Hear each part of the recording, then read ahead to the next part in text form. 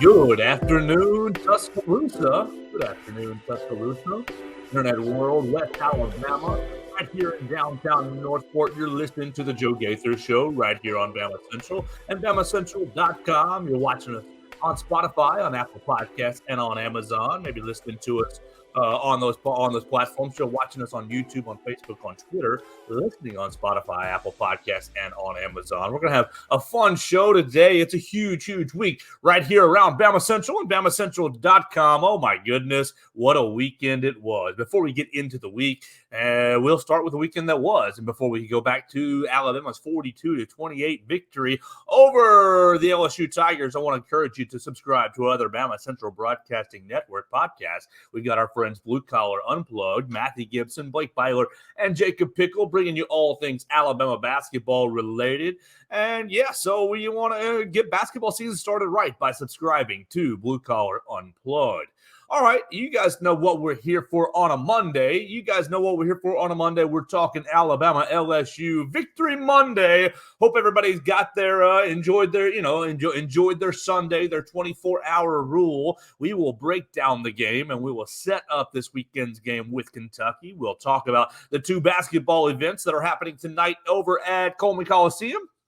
And that's going to be the game plan for the afternoon right here on the Joe Gaither Show. You can always connect with us at Joe Gaither 6 on any and all the social media machines. All right, we were in Bryant-Denny Stadium on Saturday night, 42-28. The Tide rolls over LSU. Had the pleasure to be there for BamaCentral.com along with Katie Wyndham, Austin Hannon, Blake Byler, and Chris Walsh. We had a lot of fun up in the press box watching the game and really seeing how it all came down. And look, it was a back and forth affair on Saturday night. First off, got to give a lot of credit to the crowd. The crowd was into it from the very beginning. I was very impressed. I know you've heard me on several Mondays already this year, maybe lamenting how well the crowd was. No. The crowd came to play on Saturday night and did their part to contribute to the win. There we go. Did their part to contribute to the win. It was loud in there. It was as loud as it's been in there at least all year long. Probably it was loud in there. Probably as loud as I can remember when I got down onto the field with 8 minutes left to go in the game. You could feel the energy still in the crowd. The game was kind of determined at that point. It's still at 42-28. But even with LSU going back out onto the field with old Nussmeier out at quarterback, the crowd was still into it and loud. The Dixieland Delight was as loud as it could have been. The atmosphere was off the jump, right off the very beginning. They did a great job on Saturday night. The Bama fans give them a huge kind of pat on the back for their efforts being into the game. And they, Alabama needed them. Alabama needed the crowd to be into the game. So let's just break down the game. All right, so you want to start offense or defense? Let's start with offense. Let's start from the very beginning. Alabama gets the ball. Goes and has, for a good first run, goes and has an incomplete pass. And then they complete their first third down. A pass to C.J. Dupree. Then they get back into a third down and punt, giving up the only sack of the game. So, yeah, you have the typical Alabama first drive where Alabama's offense looks like, oh, not so good. We've got to figure this thing out. And they give up the patented first drive sack that results in a punt. And from there, I was up in the press box thinking, oh, my gosh, if that continues the rest of the night, you're going to have some problems. You're going to have some issues keeping up with this LSU offense. I mean, you got to give a lot of credit to the LSU offense. They were quite dangerous throughout the whole evening.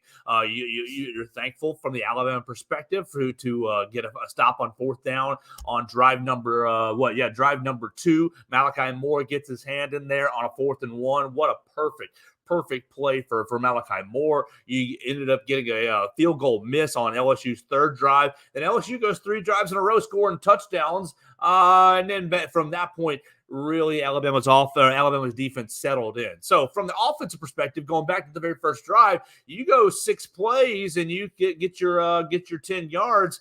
And from there, you're punting. And I'm thinking, oh, boy, to see, you don't want to have missed opportunities, especially against this offense. From basically the rest of the game, The rest of the game, I was pretty impressed with Alabama's efforts on offense. Now, going into the week, you guys will remember me talking on the show. I was thinking about I predicted, what did I pick? 34-28 was what was my Friday prediction. But I was very concerned with Alabama's inability to stay on the field offensively. Just what we've seen throughout the year with the USF, what we've seen this year with Texas, what we've seen this year with Arkansas. Just some of the opponents, some of the lesser defensive opponents that Alabama's faced, the Tide offense still has not really put on a consistent performance.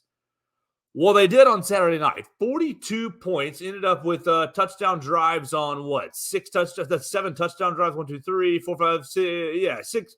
Yeah, 1, 2, 3, 4, 5, 6 touchdowns. Yeah, thank you. I was making sure I had my stats correct, reading here on Stat Broadcast. The Tide, I was impressed with Tommy Rees's game plan. Basically, I thought this game's going to come down to how Tommy Rees wants to attack this LSU secondary, this LSU defense. And really, through parts of the game, Katie Wyndham might confirm, my man Clint Lamb to the other side might confirm. Alabama took a lot of shots down the field. I mean, right off, even right there in that second drive, you took a lot of shots down the field and put yourself into kind of third and medium, third and long situations. Jalen Milroe was just an animal.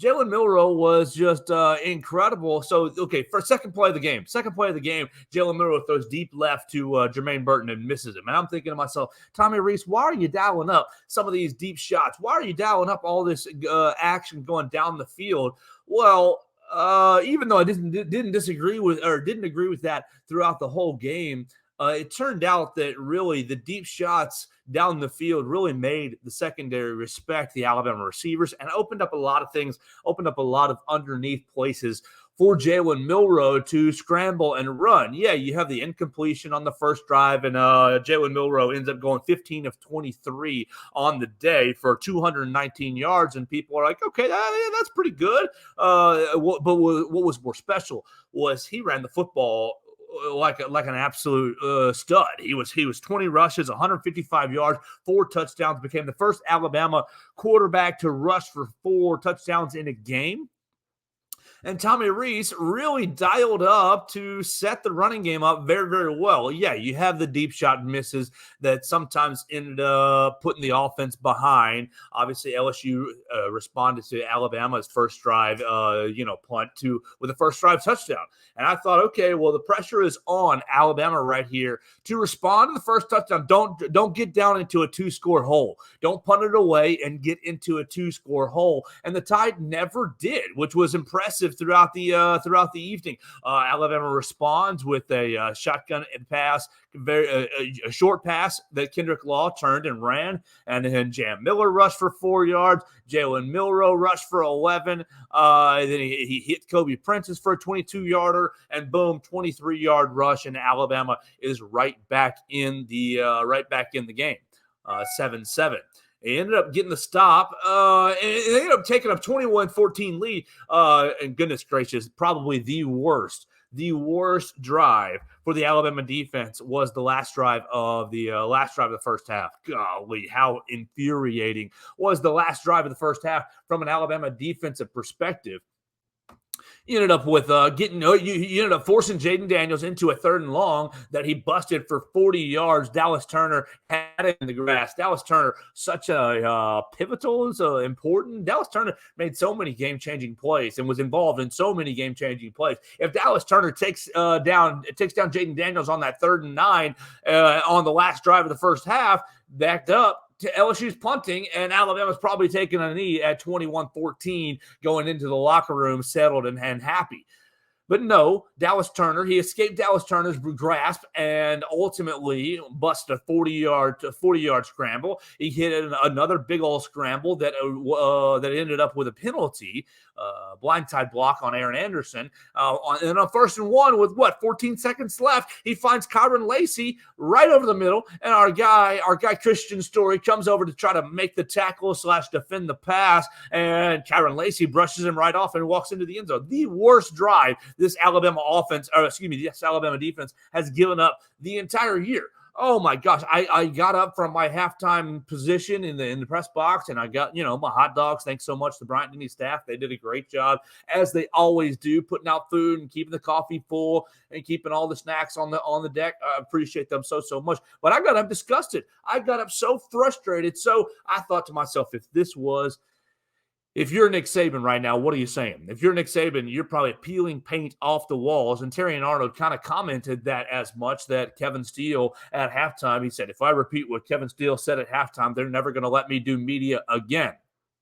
So, yeah, the end of the half drive was absolutely disgusting, and you kind of left you with a huge sour taste in your mouth. I commented on my own X machine, on my own Twitter, at Joe Gaither 6, that it felt kind of like a shot to the gut, a bullet right to the gut, where you were playing very well defensively throughout really the whole half. Obviously, you gave up the two touchdowns, but you gave it the opening drive touchdown. You got to stop on fourth down. You forced them into a missed field goal on your first three drives, and you're thinking, okay, this is fine. Then, of course, look, LSU, their offense, you're not going to hold them under 10. They're going to score. They had an 8-play, 70-yard touchdown to make it 14-21.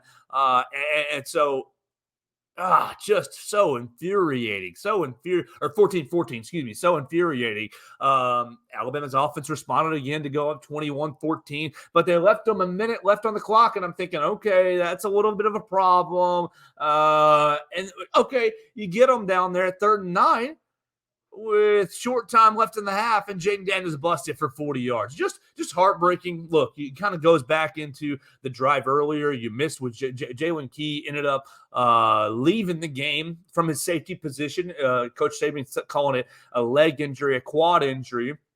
And today on BamaCentral.com, you can read his update from the Naylor Stone Media Room, where Katie Wyndham wrote about Deontay Lawson and Jalen Key's injury. Coach Saban calling them day-to-day at the moment. But you replace Jalen Key with Christian Story, and which is fine. Christian Story, kid from Lynette, has been in the program for a long time. But Christian Story ended up missing a lot of tackles. Obviously, the tackle on Kyron Lacey right there, but just kind of, I don't know. I never want to say a kid is not ready to go, because you don't know what they're dealing with, and always you don't know what they're asked to do in game. But he looked like he wasn't quite ready to play winning football. So they came out of halftime and really moved Terry and Arnold into Malachi Moore's spot at the star, replacing Arnold with Trey Amos, and Malachi Moore moved back to his position, moved back into Jalen Key's position in the safety spot. So Malachi Moore is really your kind of jack of all trades, your kind of Swiss Army knife. And yes, Malachi did give up the long touchdown pass to Malik Neighbors on the very first drive of the game, but it was Malachi Moore's hand getting the stop on fourth down on the second drive. I think Malachi Moore, he may not be the best player in the star. He may not be the most athletic player to guard a guy like Malik Neighbors, and we kind of saw that a couple of different times. He gave up another reception down the sidelines, close to our press box area. But I think Malachi Moore's ability to know every position in the secondary and play at an acceptable level, at a good, he's a good player. He may not be a great player. To play at a good level allows you to move Terry and Arnold into the star position, and you made that change in the secondary, moving Trey Amos off the bench and into Terry and Arnold's position, taking Christian Story off the field. Christian Story gonna have to do a little bit more work to make some of those open field tackles and make a little bit better decisions in the secondary. But yeah, the end of the drive, the end of the half drive for the LSU Tigers left an absolute sour taste in your mouth, because what you didn't want to do is allow LSU to double up, go 14-0, last drive of the first half and first drive of the second half. Go 14-0 and go up 28-21. You had a 21-14 lead. You had a 21-14 lead with a minute left in halftime, and because of, that just happens when you kick off, you obviously receive in the second half, but it's important not to allow the other team to double up and go 14-0. Unfortunately, that's exactly what LSU ended up doing. Coming out of the first drive for the second half, they went, 9 plays, 75 yards straight down the field, scored a touchdown to go 28-21. All right, so the anxiety was happening in Bryant-Denny Stadium at that point. You're down 7. You've just given up probably your worst 2 drives, definitely your worst drive of the season, the last drive of the second half, or the first half, excuse me, the last drive of the first half, going, 5 plays, 75 yards in just a minute. Really 3 chunk plays, 3 big rushes, jumped you up and kind of broke your will just a little bit going into the locker room. So you've given up the next touchdown. You're at 28-21. And what does Alabama end up doing? They get their first drive of the second half and 9 plays, 70 yards, all on the ground. It sounds like Tommy Rees maybe got a little bit more of a talking to at halftime. Hey man, the running game, they did not stop it. They are not going to stop it. Alabama ends up rushing on the night, 6.3 yards per carry throughout the night. Jalen Milroe, he ended up going 7.8 yards per carry. Every time he touched the football, he was chunk play after chunk play. And I know Roydell Williams gets a little bit of hate for not being maybe the most talented running back, but Roydell, 6 carries, 56 yards, and a touchdown, 9.3 yards a touch for Roydell Williams, Mr. Hueytown High School. The the pride of the Purple Gophers up there, just 45 minutes, an hour away from where I'm sitting right now. Roydell had himself a great game. Jace had a pretty good game, 14 carries, 63 yards, and a touchdown. And Jam Miller also getting a lot of touches. The thing about Jace and Jam Miller, they both had 1 reception apiece. Oh, chunk play. Jam Miller is 1 reception right over Harold Perkins for 35 yards right out of the backfield. And then Jace McClellan, his reception was off a total busted play. The defense is seeping in on Jalen Milroe. He keeps his head up and keeps his head down the field. And really, McClellan slips out of the backfield, 1 catch, 42 yards, and it was just the last second effort, the last second find for Jalen Milroe. Look, Jalen Milroe, I know he's not Bryce Young. I know he's not Tua Tagovailoa. I know he's not really even Mac Jones, and he's a little closer to Jalen Hurts, but goodness gracious, he has grown every single week. He missed some deep shots. He missed some deep shots against LSU. And you obviously wanted to hit some of those deep shots down the field against LSU. But his progression, his ability to, some of these deep shots aren't working. He takes underneath passes to CJ Dupree. He obviously hit both running backs underneath. Kendrick Law with a couple of pop passes on the edge of the defense. So easy completions. Really, he just allowed, what did he do? He just did exactly what Nick Saban has been telling him to do the entire season. Be a point guard, young man. 8 different receivers catching passes throughout the night for Jalen Milroe. None of it was too over the top. I mean, Jace McClellan, his 42-yarder was the longest pass play of the game. And that pass probably traveled about 2.5 yards, and McClellan did the rest, finding open space. I mean, basically everybody had run off the secondary, and McClellan just did his work. So Jalen Milroe, incredible effort to answer the drive. You go back up 28, or excuse me, you go back and tie 28-28, and from there you're right there, still in the game.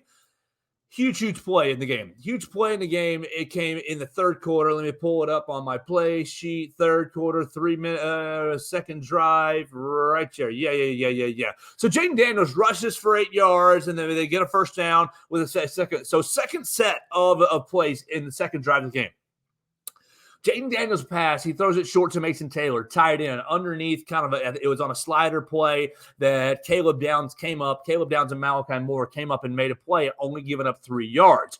And so the Bryant-Denny cheered hugely after just a 3-yard reception. And Katie turned to me and said, "Oh, look, it's kind of funny. Everybody's cheering when it's only a 3-yard play. Instead of, you got to think about it, the last 2 drives, LSU's ripping off big play after big play after big play, and they've taken the lead. So you get the 3-yard stop, and then boom, next play, Jaden Daniels does escape, but not after a holding call. And so, bam, LSU is facing 2nd and 17. And you're thinking, okay, here's your chance. Here's your next chance for a defensive stop. The defense really played as well as it could have based on the talent and ability that LSU had. So at 2nd and 17, you're thinking this is one of those moments where you can get a stop. Jaden Daniels throws an incomplete pass, and he finds Mason Taylor underneath, and you end up getting off the field. You get off the field, and you're thinking, wow, that's a huge win for Alabama's offense. Alabama's defense. Now can Alabama's offense go down and retake the lead? And that's pretty much exactly what they did. Their drives in the second half were as efficient as really they could have been. 3 straight drives out of halftime with touchdowns. They go down and get a touchdown. They're up 20. They're up 35-28. They're up 35-28, and from there you've got pressure on Jaden Daniels. Pressure on Jaden Daniels to start to keep up just a little bit. You just punted on the last play, and the second play of the next drive, boom, Dallas Turner again. Dallas Turner again is in on a huge play, gets his hands up in the air, blocks the tips of Jaden Daniels' pass up in the air, and Terry Arnaldo comes behind and gets a huge turnover. I mean, look at these two. Look at these stats from Jaden Daniels and from Jalen Milroe. Both players passed for exactly 219 yards on the day. They're both 15 completions, Daniels with 24 attempts, Milroe with 23 attempts. So basically the exact same passing day. Now, Jaden Daniels, 2 touchdown passes, 1 interception. Milroe, no touchdown passes, no interception. The biggest difference is the interception here. Now, people, if you've been on social media for the last day and a half, 2 days, you've seen all the LSU fans crying about the hit. And we'll talk about the hit here in just a minute. Crying about should it have been targeting? They should have kicked Dallas Turner out of the game. Dallas Turner's a dirty player. XYZ ABC. The difference in the game is not the Dallas Turner hit. It's the interception on the drive beforehand. You throw the interception backed up in your own zone. You set Alabama up basically on the 25-yard line. Yes, it was on the 25-yard line. And 3 plays later, Alabama's in the end zone again and is up 42-28. You've broken the game open at a 2-score game. I do think LSU's offense is really damn good. I do think LSU's defense is really bad. And I do think that when Alabama took a 2-score game in the game, especially with how much time's left in the ball game, you're right there at the end of you're at the beginning of the fourth quarter. You're up at the beginning of the fourth quarter. LSU knows you've got to go down and score and get a stop, which you haven't seen a single semblance of even slowing them down. You got to score and get a stop and get another score. Yeah, the scoring part's probably easy, but the stops are not. So you feel look, everybody's going to cry about the Dallas Turner hit, and everybody wants to cry about the horse collar. The horse collar. Now the horse collar at the end of the first half didn't matter because LSU scored a touchdown 2 plays later. 2 plays later, LSU's in the end zone, and people want to talk about a missed horse collar call. And granted, I do think that the officials can always be better. I think they can always be better. But really, your problems lie in turning the football over. Turning the football over when you're backed up in your own zone, especially with such a bad defense, is a huge issue. Alabama scores, goes up 42-28, and that's basically all she wrote. All right, so here we go. This is a bit off topic, but do you think we have a more clear picture going into next season as to who the number 1 wide receiver will be? I feel like this year it's been a different guy each game. Yeah, it has been a different guy each game. I mean, look, you had Burton and Bond being probably your best receivers on this game, but nothing really stood out from the wide receiver position in this past game. I think that really Isaiah Bond's going to still be here, and he'll probably be your number 1 guy, but you want to see continuous growth. Will Jalen Hale have a big off season? It's going to be interesting to see what happens with the wide receivers. Now you're bringing in Rico Scott, Amari Jefferson, and maybe will Ryan Williams reclassify? That's still a huge big point. If Ryan Williams reclassifies, I expect him to be on the field as soon as possible. All right, still going in the comment section. That one was from Joe Will. This one's from Wendell Hare. Bryant Denny has been as loud the past 2 games as I've ever heard it before. Wendell Hare, do you think that it has been that loud because of maybe the uncertainty that's behind this team? You don't have Bryce Young out there basically the ball's never hitting the ground. You don't have your 2016 defense. You don't have your 2011 defense. You don't have really the joyless murder ball that the Alabama fans are used to. So I think the Alabama fans are starting to tap into maybe, hey, we can be a part of this team. They do need us. Obviously, the players are very, very talented in their own right. But Coach has talked a lot about the impact from the crowd. I think they've really embraced it over the last couple of weeks, like maybe we can be a part of these games. Look, you had, 3 snap infractions from LSU. You had them burn all their timeouts in the first half early. Two of the 3 timeouts, 2 of their 3 timeouts early in the game. So even though that last drive was so poor at the end of the first half, LSU only had 1 timeout. I do credit the Alabama fan base for kind of influencing the snap infractions and causing the timeouts, the miscommunications. I do think the Alabama fan base was so loud on Saturday night. Here we go. Wendell Hare is going to set up my next topic. The only difference that hit made was the score. Without that hit, Bama would have won by 7 instead of 14. I think that, yeah, you're exactly right. So you have the interception, sets up Alabama on a short field. Alabama goes up 42-28. And that was your final score. Jayden Daniels gets the ball in the next, let's just hypothetically, Jayden Daniels does get the ball in the next drive, and a couple plays later, he is injured. He's injured, and LSU punts when they throw out little Nussmeier after the game. Garrett Nussmeier. And so, look, you have the injury. Dallas Turner's hit. Let's break it down just a little bit. All right, so you're one-on-one. Dallas Turner cuts inside the tackle and has a direct path to the quarterback. Was it roughing the passer? Yes, it was roughing the passer, in my opinion, because not the timing. I mean, Jayden Daniels had just released the ball. The timing was bang, bang play. Dallas Turner stuck his face mask right in the sternum of Jayden Daniels, and he did land right on top of him.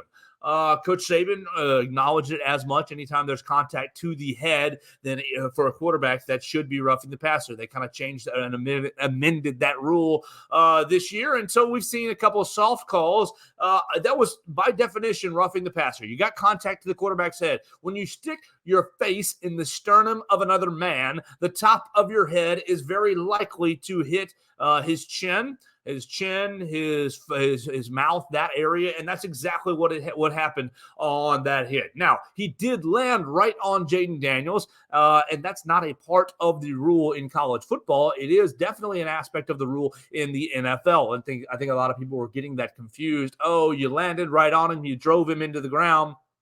Now, did it make it look worse? Yes, it did. The problem was the issue with driving him into the ground or landing right on him. Jayden Daniels had no room for his head to recoil. When the back of his head hit the ground, there was no place for it to recoil. Dallas Turner was right on top of him, and therefore, the reason you get a concussion is the brain bounces around off the walls of your skull. Bounces around off the walls of your skull, and thus you have a concussion. When your skull can kind of move around with it, if you're watching me on YouTube and Facebook, you can kind of see this visually. If not, you just have to imagine it. When the back of your head hits the ground, the ability to kind of bounce your head back forward mitigates the concussion risk a little bit. With Dallas Turner being right on top of him, there was no room for Jayden Daniels' face and head to bounce off the back of the turf, and thus his brain scrambled around inside his skull. So boom, you do have the injury there. And does it stink? Yes, because the game was pretty much over at that point. And I'll tell you guys, if you watch TV at any point, you know I like close games, that the game was pretty much over at that point. So yeah, it did stink to have LSU's kind of hopes be dashed right there in that moment. But yeah, Wendell Hare's commenting, it was a good football play. It was not a dirty play. It was absolutely roughing the passer, sure, by definition of the law. And did it get marked off as such? Yes, it did. Let me remind you, he did get a flag for roughing the passer. Now, the other aspect that I think a lot of people are missing, a lot of people who watch it at home, and maybe a lot of people who were in the stadium not aware of things, they said, why didn't they review it for targeting? Well, Brian Kelly, after the game, was asked that exact question, and Coach Kelly acknowledged to the reporters, I was not in the Saban press conference this week, I was in the Coach Kelly press conference. He acknowledged to us that the officials said they were reviewing him up in the booth for targeting. Just because Gary Danielson and Brad Nessler, just because Gary and Brad don't say as much on the television broadcast, doesn't mean it's not happening. Maybe they didn't get the memo. Maybe it wasn't passed along to them. They didn't realize it, so it wasn't reviewed for targeting, according to the CBS folks. Why they didn't say so, but it was reviewed in the booth, and the booth decided it was not targeting. Now, let's just put my objectivity glasses on for just a moment. If it were called targeting, I wouldn't have cried that much. I wouldn't have complained that much. I think it was close enough to where you could have made the call either way. Now, was it obvious, like Bryce Young taking the headshot against Tennessee last year? No, it wasn't that obvious. His face, he hits him face up right in the sternum. And yeah, is the sternum, maybe a little high, whatever, but it's not in the head. It wasn't a direct shot to the head or neck area. And yeah, did he hit him with his helmet? Yeah, but it was with face up. Look, I think that it was a fine play. I think that the officials really did get it correct with their, this is roughing the passer, mark off 15 yards. The unfortunate aspect of it was that Jayden Daniels got hurt. No, look, you don't want anybody to get hurt. I don't want anybody to get hurt, whether they're wearing Alabama uniforms, LSU uniforms, Auburn uniforms, Tennessee uniforms, even Green Bay Packer uniforms. Yeah, I don't want anybody to get hurt. Football's a dangerous game. It's part of it. I had a couple major injuries in my average football career. Football, if you play football long enough, the injury rate is basically 100%. So it stinks that Jayden Daniels got hurt, absolutely, and it stinks for the neutral fan to see Jayden Daniels go out of that game. Garrett Nussmeier is going to be an okay quarterback, but he's nothing like Jayden Daniels, and nothing. He has nothing. He doesn't hold a candle to his skill set, both athletically and his understanding of the offense. So does it stink from a neutral perspective or an I love football perspective that he got hurt? Yes, it does. But I'm fairly in the camp that the officials didn't really affect the outcome of the game. Okay, let's just say it was targeting. Let's go back and say it was targeting. If it's targeting, you're throwing out Dallas Turner. All right, he's off the field. You throw him out, and that stinks. But Jayden Daniels is still hurt. Jayden Daniels is still in concussion protocol. And so you throw out Quandarius Robinson to replace Dallas Turner, and you keep playing the game. LSU is still down 14 points. You're still down 14 points. And Gary Nussmeier, are you leading LSU back? Is the defense going to get their stops and give you an opportunity to be back in the game? I think that's very unlikely. I think that what you see happen with Garrett Nussmeier didn't change. It doesn't change whether Dallas Turner is in the game or not. Yes, Dallas Turner is a menace, and yes, there's only 14 minutes left in the game, and Dallas Turner is held to block off the edge. But let's say he's sitting on the sidelines because he's been thrown out of the game for targeting. I don't see Garrett Nussmeier really even – I don't see him keeping up the same intensity. I don't see them being near as dangerous offensively with Garrett Nussmeier. Yeah, you're going to see more of Logan Diggs, but you can't run the football that much based on the fact that you're down 14 points and the clock is waning. The clock is dwindling. I think that really people want to be upset about something when they lose. And LSU, you played a good game. Just like Brian Kelly said to us in the press room, you played good. We played good. Good is not good enough when you play a top 10 team on the road. That was kind of the synopsis of his comments. We played good. We just made too many mistakes. We made too many mistakes that cost us the game. Your pre-snap penalties, 3 pre-snap penalties. You're holding on the second drive of the second half that set LSU back into 2nd and 17. Your interception, sure, not necessarily Jayden Daniels' fault. Ball gets tipped up in the air, and Terry Arnold makes a big play. Great. But those details, those little moments are what it takes to compete with a top-level team. Alabama, we've been there before. Think back, second week of the season. Do you play good? I think Alabama played pretty good against Texas, but you didn't play elite. You threw 2 bad interceptions that set up the Texas offense in their own red zone. What happened with Alabama LSU? Jayden Daniels throws an interception, and Alabama set up in the red zone. The field is flipped. Alabama cashes in. Coach Saban's talked all year long that turnovers are worth 3.5 points. If you can get on the high side of that 3.5 points, I'm sorry, I don't think the game was inherently changed with the Jaden Daniels hip, with the injury. I don't think that even if the officials had called it targeting, I don't think that even if the officials had called it targeting, that the outcome would have been any different. So, does it stink to have a huge controversial play? Yes, it does. You don't want the visitors, you don't want the losers to have something to hang their hats on, like, oh, if you would have hit that targeting call, we would have been. I don't think that would have changed the game. If you would have had the horse collar call at the end of the first half, it didn't change the game because LSU scored a touchdown anyways. Look, you ended up Alabama lost Jalen Key in the game. Alabama lost Deontay Lawson in the game. I don't know if you even noticed it, but Alabama lost Ja'Cory Brooks in the game. So there were injuries on the Alabama side as well. And if it had been Jalen Milroe getting injured and Ty Simpson or Tyler Buckner were out there, it would have changed the game for Alabama, even if you call targeting or not on the hypothetical LSU defender. The biggest problem for the LSU Tigers, it couldn't stop the run. It couldn't stop the run at all. Alabama with 288 rushing yards on the game. We already outlined who did what. Jalen Milroe, 155. Jace McClellan with 60 plus. Jam Miller with 14, 15 plus. Roydell with 50, 60 plus. Like, you couldn't stop the run to save your life. The Alabama offensive line bullied you throughout the entire night. And yeah, Caden Proctor, you gave up the first sack of the day, and you gave up the only sack of the day to Harold Perkins. Harold Perkins he's on scholarship too. You end up throwing, Will Reichert, you miss 2 field goals. You know what? It just stinks sometimes. That's what happens. If Will Reichert makes those field goals, you go up 17-7, you go up 45-28. I mean, the last field goal, not necessarily that important. But the outcome is pretty much sealed by the interception. The interception right to end the third quarter sets up Alabama right in their own red zone. Alabama's been running their tails off, rushing the ball all game long, hitting LSU in the face all game long. Does it stink? 100% it stinks. I want to see Jaden Daniels back out on the field this weekend if he can clear concussion protocol. He's a great player. I want to see all kinds of great players. It makes college football better. The challenge, the anxiety that I felt in the Brian and Steady press box, that you felt watching it wherever you watched, was all created by Jaden Daniels' special ability.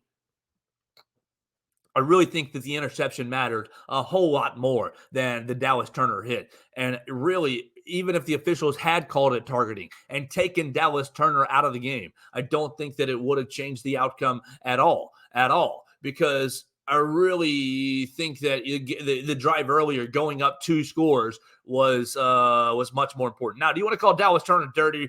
I don't agree with that assessment. Wendell Harris commented earlier, it was a good football play. I do think it's a good football play. I think that really it was, it's one of those unfortunate things where you take a hard hit and you're hurt. I don't think it's a dirty play, but if you want to sit over there and say Dallas Turner is dirty, I'm probably not going to change your mind. And so I'm not even going to try. Dallas Turner, what I will say is this. Dallas Turner has been a part of a lot of big-time, game-changing plays throughout the whole year. He has the end of the game sack against Arkansas. He has an end-of-the-game sack against Tennessee. He makes the tipped ball play against LSU. Look, I know we all love Will Anderson, and Will Anderson, great player. But I think that Dallas Turner this year is having a year that is in the Will Anderson kind of a class, in the Will Anderson company. So I'm really proud of him so far this year, and I think that he's been just a joy to watch. Really, a joy to watch. All right, so we're gonna keep it rolling here. I got Will Reichert on my sheet, and let's talk about Brian Kelly real quick. The biggest problem for me was Brian Kelly throwing Jaden Daniels back out on the field after the hit. He throws him out there back on the field after the hit, and he stands there. Then he ends up taking a timeout. Jaden Daniels goes into the tent again, and we never see him again. Brian Kelly was going to throw his ass back out there and just ride or die with the concussed Jaden Daniels. And come on, Brian Kelly, that ain't right. That's not right at all. I think that he is, I think Brian Kelly is a very good coach as far as X's and O's and organizationally speaking and attention to details. But Brian Kelly has shown to make questionable, unfortunate decisions when it comes to player safety, personnel safety, staff safety throughout his entire time as a college football coach. Oh, yeah. And Wendell Harris says it again. Brian Kelly needs to stop throwing his players under the bus. He basically, in postgame, we got to play better. We got to play better. We got to play better. He only a couple of times said we got to coach better. He was asked about Jalen Milroe. He was asked about Jalen Milroe's running ability, and he says, oh, well, we had several calls that the players did not communicate, did not get this week that would have stopped Jalen Milroe's running ability. He said we had a couple of calls that would have had defensive ends looping around right into where Jalen Milroe scrambled, but the call was not communicated well on the field. So, yeah, Brian Kelly, I do think he's a good X's and O's coach. I do think that he's a good organizational coach, and I do think, he's a good recruiter. But good gracious, he makes some interesting personnel choices. Throwing Jaden Daniels back out there on the field, I guess is like one of the worst. No, is one of the least bad things. When you have a videographer death on your record, yeah, that's a problem. That's a huge problem. Puts him up there in a big old crane lift, and the crane lift is up there in a storm, I believe is the way that goes. You got to keep your people safe. First and foremost, if Jaden Daniels had taken another hit in that game, already concussed, and granted, I think Jaden would have probably tried his butt off to keep playing. If Jaden takes another hit from Dallas Turner, from Justin Aboigbe, from Jaheim Otis, from just pick your poison, pick your player, pick your Alabama defender. If he takes another hit in that game after the Dallas Turner hit, I'm sorry, that would be you'd be in dangerous territory. You'd be in very dangerous territory, in my opinion. And I'm not a headache expert. I'm not a doctor. I do watch a lot of football. I have a decent experience with concussions. Oh gosh, you put Jaden Daniels in serious risk right there. And you're lucky that Jaden took a timeout. I guess you're probably thinking, damn, why'd you take one of my timeouts? But you got to play player safety first. You're playing Texas A&M. You're playing, Florida. The rest of the season, the rest of the season is more important than the last 14 minutes of that Alabama game when your player is clearly not operating at his best self. And yes, I do admire toughness. I admire playing through injury. Yes, I do. I think that's a great quality to have, but you don't mess with the brain. You don't mess with the head. You don't mess with someone's thoughts and someone's future in that way. Am I going to be limping around when I'm 50 because of knee injuries? Sure, but I will still have my brain. I will still have my thoughts, and ideally everything, all the important parts will be there. I'll be able to communicate with my family, with my friends, and hopefully with you guys. Yeah, may I limp around a little bit because of knee injury? Okay, yes. And maybe I pushed through it a couple of different times? Okay, yes. But you can't push somebody through a head injury. Brian Kelly, shame on you. Shame on you for that. What else y'all want to talk about today? Ooh, Jalen Key, Christian Story, Malachi Moore, already kind of talked about that. Will Riker misses his first two kicks of the season. And look, it was bound to happen eventually, mathematically speaking. Just a tough time. Really, the first kick, much more important than the second kick. Would have put you up 17-7. Look, there's no time to talk about Will Riker. Let's make a change. ABC, no way. Obviously, in Riker, you trust. But just an unusual thing, a little bit of a surprising thing. Kind of already had my field goal tweets already written out, and when he missed them, I was like, oh, that's a unfortunate thing. That's a surprising thing. I don't think that this is going to be a problem going forward.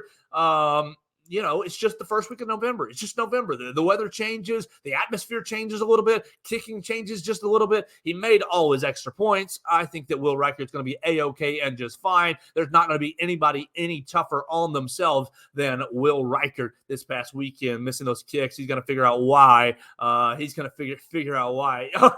My man Wendell Harris. Bama football is good once the kicker misses a few field goals. That's exactly right. Coach Saban talking about this being the most complete game that they played.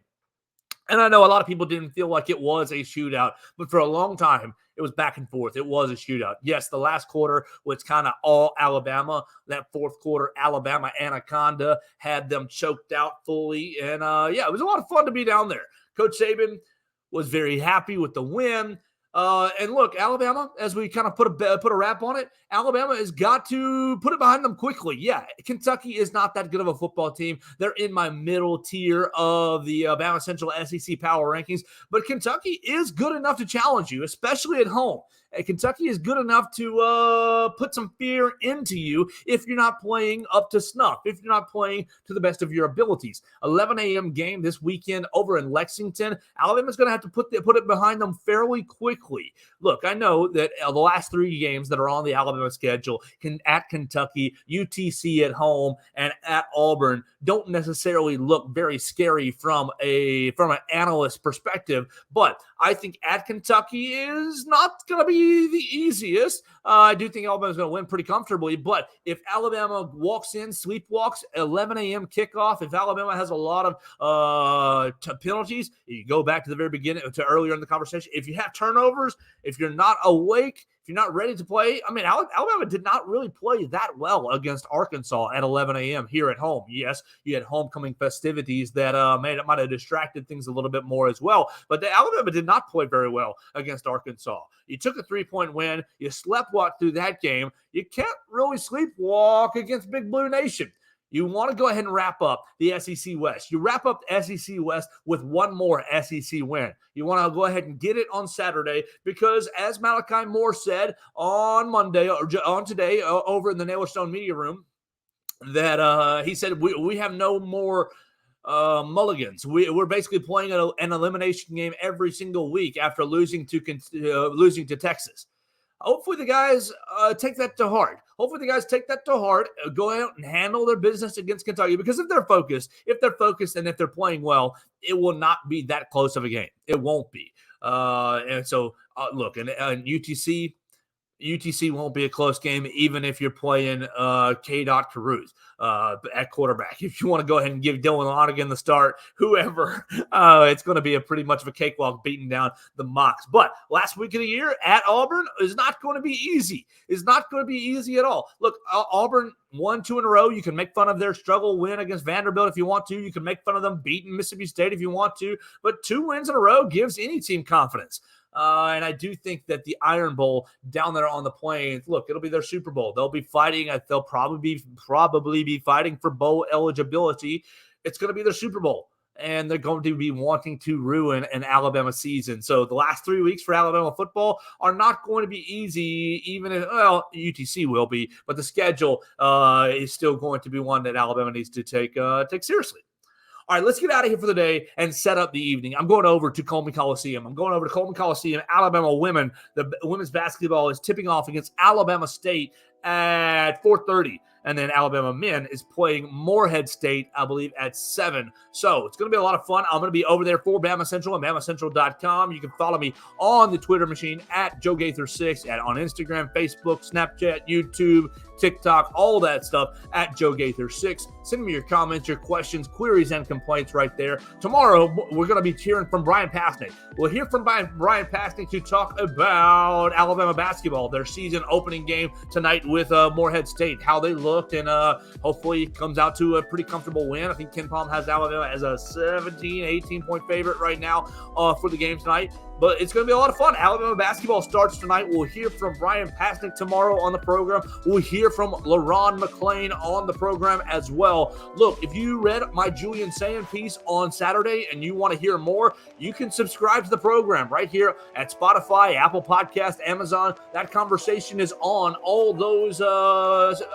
podcast outlets. You can check out my quick conversation with Julian Sayin. It's about 15, 16 minutes. It's on the podcast outlets on Spotify, Apple Podcasts, and on Amazon as well. So go ahead and hit a subscribe button. You can hear those bonuses and hear that conversation with Julian Sayin. He talked about the Alabama LSU game. He talked about early enrolling. He talked about guys that he's still recruiting for Alabama in this 2024 class. It was a great time hearing from Julian Sayin, and they're going into their open division playoffs this weekend, and he talks a little bit about that as well. So for you guys, I appreciate everybody watching us. Wendell Hare, thanks so much for commenting. Joe Will, thanks so much for commenting. You can always comment on the program live at Joe Gaither6 on the Facebook machine, or post game, leave your comments. I'll always see them as well right there at Joe Gaither6 on Facebook, YouTube, Twitter, wherever you can get the Joe Gaither Show, right here on BamaCentral and BamaCentral.com.